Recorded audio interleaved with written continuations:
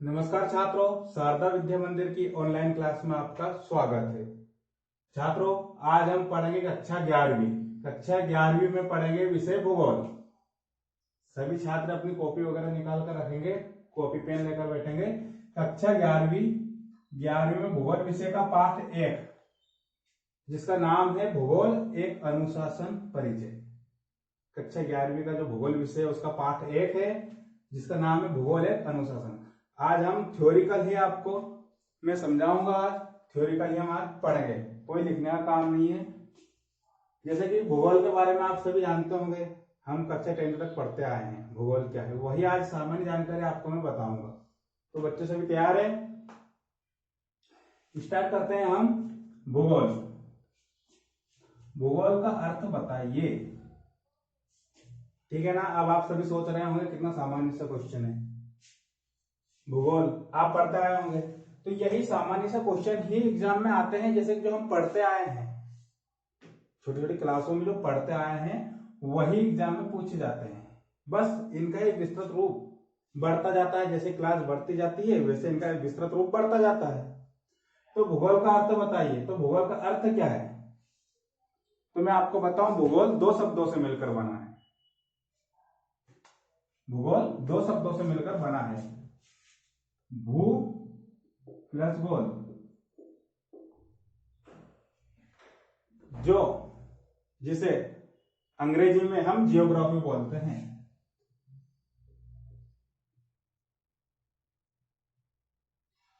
English में बोलते हैं जियोग्राफी, जो ग्रीक भाषा का शब्द है। अच्छा, भू का मतलब क्या होता है सभी को पता है। भू यानी कि भूमि, हमारी जो भूमि है जिस पर हम निवास करते हैं, पृथ्वी। और गोल, गोल यानी कि गोलाकार। ऐसे ही जियो और ग्राफी। जियो का अर्थ है भूमि या पृथ्वी पृथ्वी। ग्राफी का अर्थ है वर्णन करना, वर्णन करना। तो इसकी सामान्य सा इसका अर्थ हो गया कि भूगोल का अर्थ बताइए। तो भूधन गोल, भूगोल भूधन गोल 2 शब्दों से मिलकर बना है, जिससे अंग्रेजी में जियोग्राफी कहते हैं। जहां जियो का अर्थ है भू, पृथ्वी, ग्राफी का अर्थ है वर्णन करना, यानी कि जहां हम पृथ्वी का वर्णन करते हैं वह भूगोल कहलाता है। आगे चलते हैं दूसरे क्वेश्चन पर। दूसरा क्वेश्चन हमारा है, भूगोल मानव जिज्ञासा की दृष्टि करता है, समझाइए। यह आईएमपी टॉपिक है। ये क्वेश्चन अभी तक बने हैं, जो मैं आपको समझा रहा हूं, जो मैं बता रहा हूं बच्चों, क्वेश्चन बने हैं अभी तक। 1 या 2 नंबर में आए हैं, या तो आपके विकल्प में आए हैं या फिर 1 या 2 नंबर में आए हैं क्वेश्चन। भूगोल मानव जिज्ञासा की दृष्टि करता है, तो आपको पता है सही है। भूगोल मानव जिज्ञासा की दृष्टि करता है, सही है ये बात। क्योंकि मानव जो है ना, मानव एक जिज्ञासु प्राणी है। क्या है मानव? एक जिज्ञासु प्राणी है। आपने देखा होगा अपने आसपास, अपने घर पे, अपने रिलेशन में। अच्छा, जिज्ञासु उत्पन्न होती है। कई लेडीज रहती है, कई जेंट्स रहते हैं, कई की आदत रहती है, मतलब कि वो कहीं पर भी कोई घटना घटी, ठीक है ना, तो काफी जिज्ञासु रहती है, उन्हें पूछने के प्रति ध्यान रखने के लिए कि वहां पर घटना घटी तो उसमें क्या हुआ, उस घटना में क्या हुआ। काफी उन्हें जिज्ञासा रहती है कि मुझे कैसे पता चले। वो अपने पड़ोस में पूछता है, बाहर पूछता है कि जो जिज्ञासा घटी है ना वो क्या हुआ क्या नहीं हुआ। तो ये जो मानव है जिज्ञासु प्रवृत्ति का मानव है, यानी कि मानव एक जिज्ञासु प्राणी है। हम बोल सकते हैं कि मानव एक जिज्ञासु प्राणी है। वह अपने आसपास देश विदेश के बारे में जानकारी रखने की इच्छा रखता है। भूगोल विषय के द्वारा विश्व के विभिन्न भागों में रहने वाले निवासियों की जानकारी मिलती है। किसमें मिलती है? भूगोल के द्वारा ही मिलती है। इसलिए मानव एक जिज्ञासा की दृष्टि करता है। भूगोल के द्वारा ही, मैं बता दूं आपको, भूगोल के द्वारा ही अपने आसपास देश विदेश में क्या हो रहा है क्या नहीं हो रहा है, इसकी इच्छा की जो पूर्ति करता है वो कौन करता है? भूगोल करता है। किसकी? मानव की।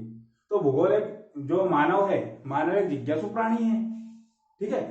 वह अपने आसपास देश विदेश के बारे में जानने की इच्छा रखता है। और भूगोल ही एक ऐसा विषय है, भूगोल ही एक ऐसा विषय है जो विश्व के विभिन्न भागों में रहने वाले निवासियों की जानकारी प्राप्त कर सकता है।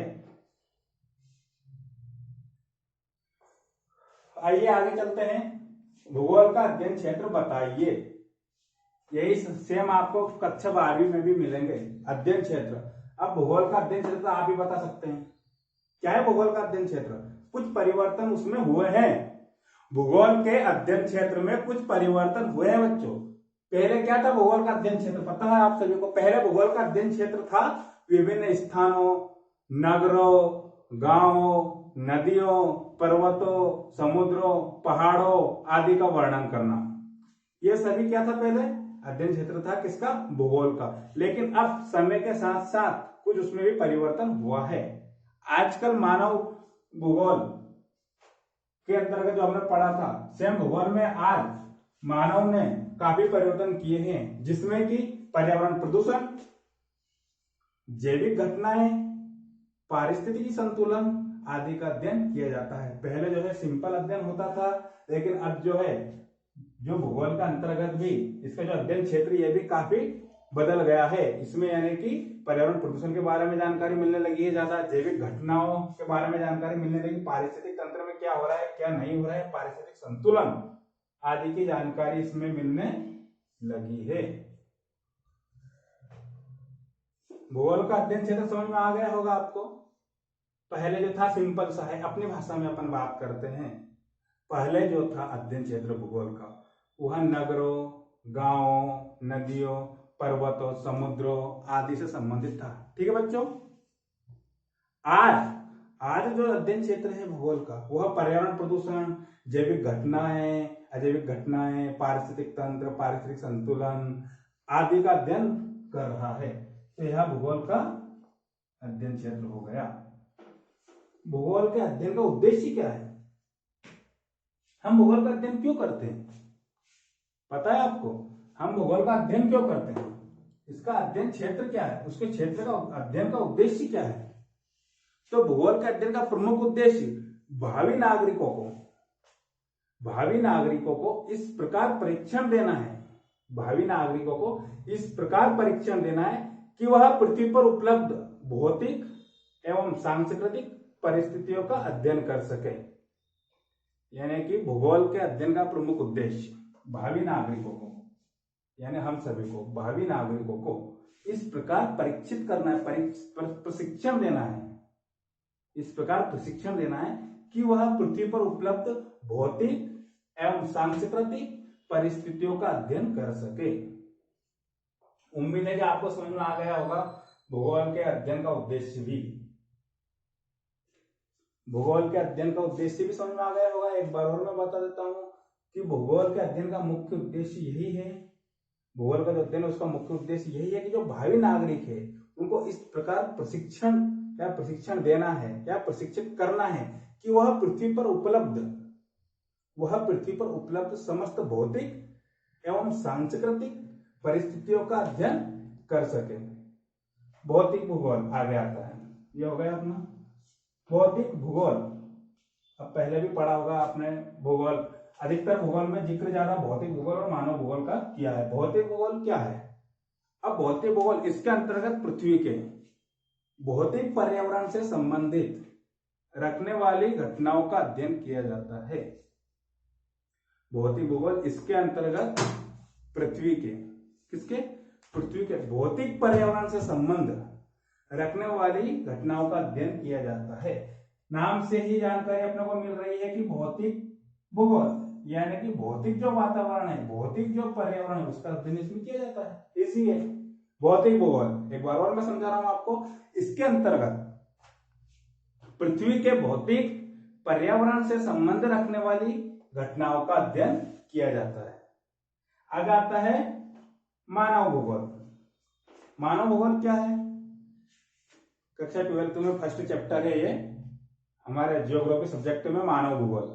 मानव भूगोल जो है इसके अंतर्गत प्राकृतिक वातावरण में मानव परिवर्तन करके, यानी कि जो हमारा प्राकृतिक वातावरण है ना, जो पहले का वातावरण है उसमें मानव परिवर्तन करके सांस्कृतिक वातावरण का निर्माण करता है, उसे मानव भूगोल बोलते हैं। इजी है। मानव भूगोल क्या है समझिए। मानव जो है प्राकृतिक जो वातावरण है, हमारा जो पहले का प्राचीन काल का जो वातावरण था, पुराना वातावरण जो जिसे बोलते हैं प्राकृतिक जो वातावरण है, उसमें कुछ परिवर्तन मानव ने किए हैं। तो मानव भूगोल की डेफिनेशन भी यही है, परिभाषा यही है, ठीक है ना, कि मानव भूगोल क्या है, तो वो लिखिएगा या समझिएगा। मानव भूगोल इसके अंतर्गत प्राकृतिक वातावरण में मानव ने परिवर्तन करके सांस्कृतिक वातावरण का निर्माण किया है, यानी कि उसके अनुरूप के वातावरण का निर्माण किया है, जिसे हम बोलते हैं मानव भूगोल। अब आप सभी को पता है ना, समझाओ मैं मानव भूगोल का। जैसे कि क्या होता है प्राकृतिक वातावरण, यानी कहीं पर तालाब, नदियां, झरने वगैरह बहुत सारे प्राकृतिक स्रोत जो रहते हैं, ठीक है ना, जैसे तालाब है या फिर बहुत सारे वन वृक्ष वगैरह है, वन ही है कहीं पर। अब वनों को काट कर मानव ने क्या किया, जो प्राकृतिक हमारा पर्यावरण था, वातावरण जो प्राकृतिक था, वन थे, उसे काट लिया और उसका उपयोग अपने सांस्कृतिक वातावरण में कर लिया। जैसे वहां से लकड़ियां निकली, खनिज पदार्थ निकले, पेड़ पौधे, फल वगैरह निकले, उनको सबको काट कर उनका उपयोग कर लिया और वहां पर अपने रहने के लिए बढ़िया से कॉलोनी वगैरह विकसित कर दी, या खेती करने के लिए खेती वगैरह, वहां पर खेत वगैरह अच्छे बना लिए। तो उन्होंने मतलब जो मानव भूगोल ने क्या किया, मानव भूगोल में मानव ने प्राकृतिक पर्यावरण में परिवर्तन कर दिया और अपने अनुसार सांस्कृतिक वातावरण का निर्माण किया। ठीक है बच्चों, उम्मीद है कि आप सभी को ये चारों पांचों जो पॉइंट मैंने लिखा है कि समझ में आ गए होंगे। बस इतना ही है अपना पार्ट 1 में। आगे विचार करते हैं, इसके बाद आगे क्वेश्चन पर हम विचार करेंगे।